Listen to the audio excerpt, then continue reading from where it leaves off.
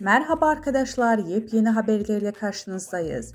Elçin Sango'dan çok konuşulacak sözler. Bazı oyuncularla aynı projede çalışmak istemiyor.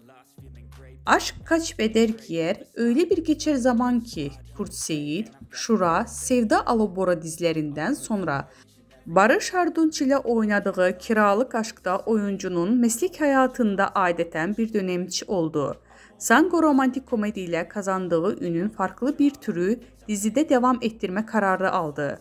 Blue TV'de çekilen Türkiye'nin ilk vampir dizisinde Yaşamayanlar'da Kerem Bürsin, Birkan Sokul'un ile başrollerinde oynadı.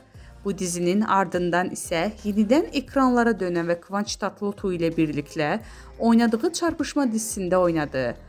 Hayranları onu yine bir romantik komedide görmek isteyince bu kez İyi Günde Kötü Günde isimli Star TV'nin dizisinde oynadığı ama beklenen ilgi görmediği ve 6. bölümden sonra yayından kaldırıldı.